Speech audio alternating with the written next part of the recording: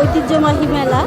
আমরা প্রত্যেক বছর এখানে আসি আমার জামাই বাচ্চা কাচ্চা সবাইকে নিয়ে। বাবার বাড়ির যেহেতু ঐতিহ্যবাহী একটা মেলা, প্রত্যেক বছর এই জন্যই এখানে ঘুরতে আসা, প্লাস টুকটাক আমাদের যে মৃৎশিল্প বলেন, আমাদের যে ঐতিহ্যবাহী যে জিনিসগুলো এখানে মোটামুটি করে পাওয়া যায় সেগুলো টুকটাক কেনাকাটা করি।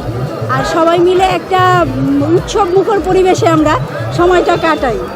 যত মেয়ে বাইরে বিবাহ দেওয়া হয় এবং বিবাহ হয়েছে সব জামাইরা এই মেলায় অংশগ্রহণ করে এবং এই মেলার প্রতিটা জামাই কমপক্ষে মিষ্টি, মাংস এবং মাছের খুব সমারোহ এগুলো নিয়ে তাদের শ্বশুরবাড়িতে সবাই অবস্থান করে এবং একটা খাওয়া দাওয়ার বিশাল আয়োজন করা হয়। তো অনেক দূর দূর থেকে অনেক লোকজন আসে এই মেলায়।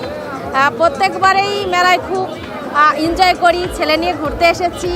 তো সবাই আসবেন, সবাইকে আগামী বছরে শুভেচ্ছা রইল যেন সবাই এই মেলায় আসবেন।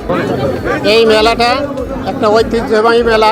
এই মেলাটা 400 বছরের বেশি এই মেলাটা হয়েছে এবং এই মেলাটা একটা মিলন মেলার একটা মিটিং প্লেস। যত আত্মীয়স্বজন, বন্ধু বান্ধব, জামাইজন, মেয়ে সব এই জায়গায় আসে, তাদের একটা আনন্দ পায়। জোয়ারিয়া গ্রাম হচ্ছে আমার পাশের গ্রাম। আমি মেলা উপলক্ষে মেলায় আসলাম। এটা হচ্ছে ঐতিহ্যবাহী শীতলা পুজো উপলক্ষে ঐতিহ্যবাহী মেলা।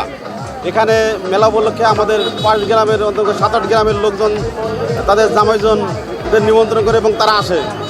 এবং এই যে মেলায়, এখানে মেলায় মাছ, মাংস, কচ্ছপ সব কিছুই পাওয়া যায় এবং এইগুলো নিয়েই তারা মোটামুটি শ্বশুরবাড়ি যায় এবং এখানে একটা প্রতিযোগিতা চলে। আমি এবছর আমি জনপ্রতিনিধি হিসেবে হয়ে এখানে এসেছি। এর আগেও আমি এখানে এসেছি, বারবার এসেছি। মেলা আমি ঘুরে ঘুরে দেখেছি। তো আজকে যে ভিন্ন আঙ্গিকে আমি দেখছি, আমি প্রত্যাশা করছি, আমি একটু আগে আমার বক্তব্যের মধ্য দিয়ে বলেছি, সকলকে অত্যন্ত শান্তিপূর্ণভাবে সুশৃঙ্খলভাবে মেলাটা যাতে উদযাপন করতে পারেন সেজন্য আপনাদের সর্বাত্মক সহযোগিতা প্রয়োজন। আমরাও আমাদের অবস্থান থেকে, আমাদের দায়িত্বশীল জায়গা থেকে আমরা শতভাগ দায়িত্ব পালন করব।